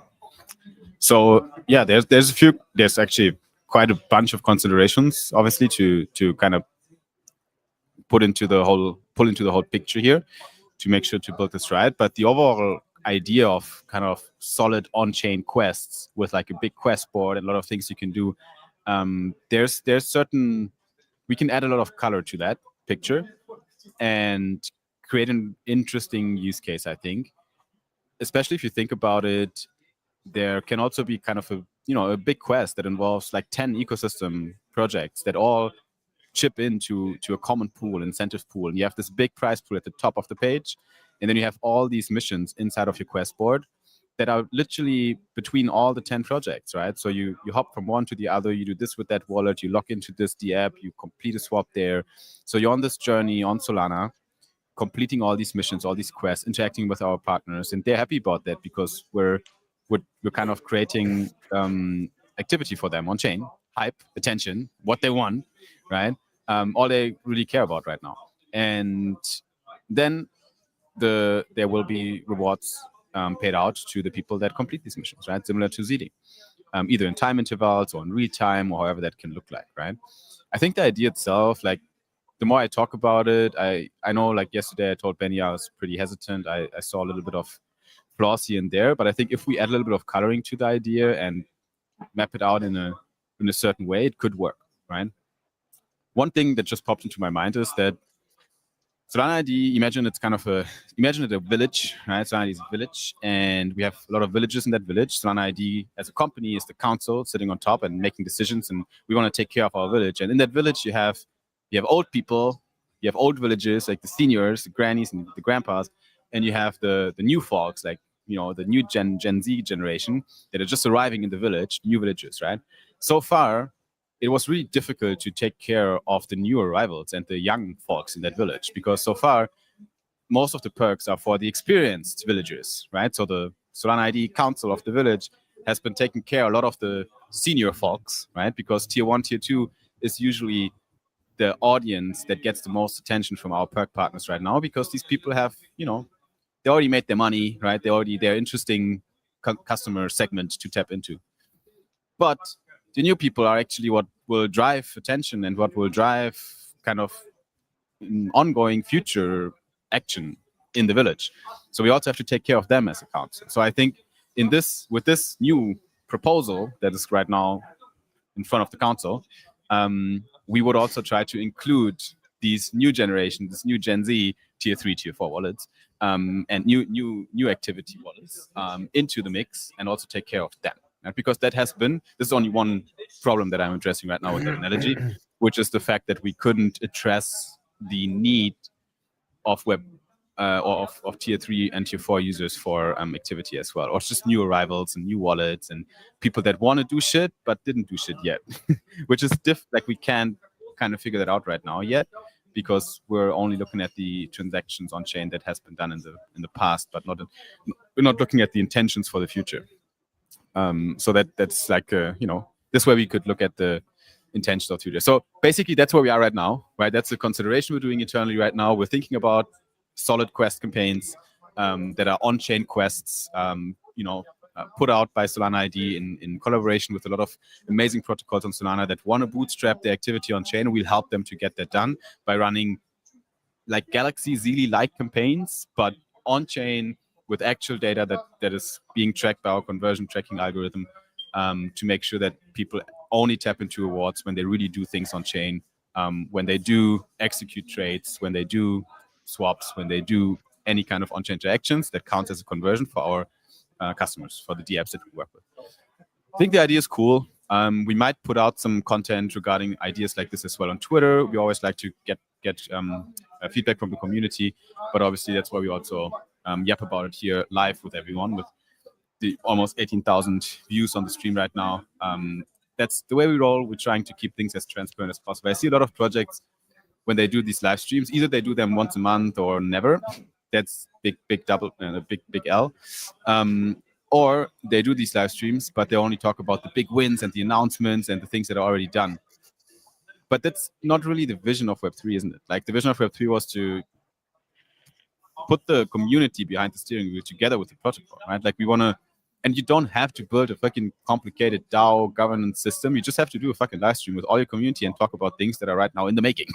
That's maybe all it takes sometimes, to just provide a little bit more of transparency for people. So that's basically just what we're doing right here, to give a bit of context for everyone who's listening to us yapping right now about some future considerations for Solana ID protocol. But yeah, we're working, guys. We're hustling. We're trying to nail down product market fit and make this a success for everyone who's part of our journey.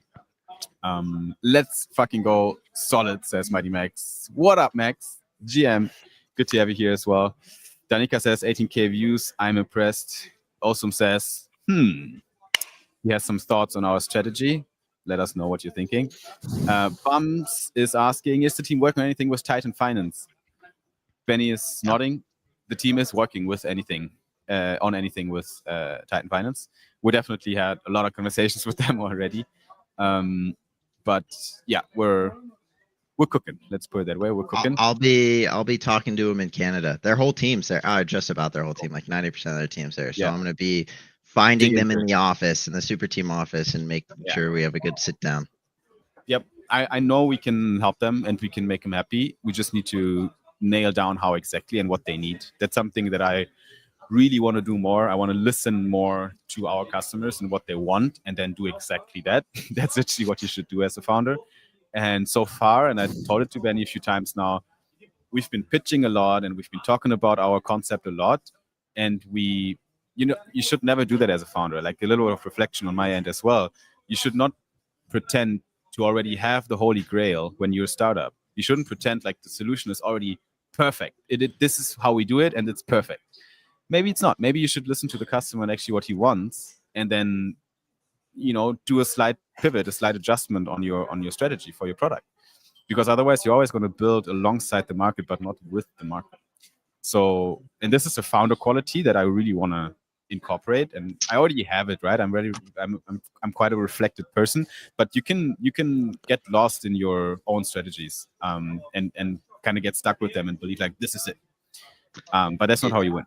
I'll give you flowers for sure. Both you and Pierre, like, it is very refreshing being on a team where you guys are so open to ideas, right? Like, I can come into a call and have the most outlandish ideas, or say, this comic is just not good. I don't know why we're posting it. And you guys don't hate on it. You don't get defensive or anything like that. Like, very maybe a little I was bit, about to say, who says we are not hating on it? But you guys are very open. It's very nice. This guy's laying down in the middle of solid talk. Yeah. He's already done. He's already checking out right now. He's cashed out. Can I go to bed now? It's 1 a.m. Bro, you're working. Why are you guys keep on yapping? There's nothing else to talk about. Bro, there's so much more this was today's Solid Talks, episode 60. Which one is today? 62. I hope you had a great time. I do the outro. I certainly had a very great. Okay. So now back to top. No, I'm just kidding, Pierre. We're gonna wrap it up now. Sorry, brother.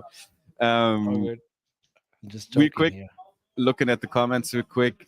Som invited me and he's not even here, lol. I don't know, Star. I don't know what he's doing. Normally Som is here. Like, he's always here, but I hope he's okay. If he's not here, that I don't know what's up. Also, all hail Cyber Brother. wait. Som is Filipino, isn't he? Actually, I don't know. I thought he might be from Africa as well. Oh, okay, then not. Yeah, but yeah, big shout out to Cyber. All hail Cyber Brother for that amazing merch I received at the Solana Summit Africa. We present Solana ID at the summit. Nice. That merch was fire. Also, Cyber says, thank you for joining in. Best place to be every Saturday. Thank you, sir, for basically kicking off the outro here. I think Som is from Indonesia. I just had that. Sorry, just came to my mind. I think so. Not 100% sure though. But yeah, guys, let me wrap it up. Let's send Pierre to bed because Cyber says let Pierre sleep, and he's right. We should give the man a break. Even though I thought it's really funny what you sent to me on Instagram. This reel of POV dating a pre-revenue founder, and then it was that clip from Twilight or some shit, like where this vampire dude was standing there with no bed in the room, and the girl was asking, "You don't have a bed?" And he was like, "I don't sleep. I never sleep." This is what it feels like when dating a pre-revenue founder.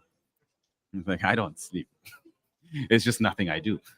Anyways, Solidians, thank you so much for tuning in for Solid Talk number 62. Let me run it back. It has been a pleasure to host you. And it has been a pleasure to host together with Pierre and Benny as always. Always fun to do these things. And I'm glad we do them so consistently. That being said, you can await... Shut up now. That being said, you can await us to live stream again for Soul Talk number 63 next week, Saturday. Same place, same time as always. And we wish you a very nice weekend. Enjoy the rest of your Saturday if you have a rest. If not, have a very good night and enjoy your Sunday, because next week is going to be a huge week, let me tell you, as every week on Solana is. And we'll see you at the next one. Thank you so much for joining in. We love you all, and bye-bye. Bye-bye.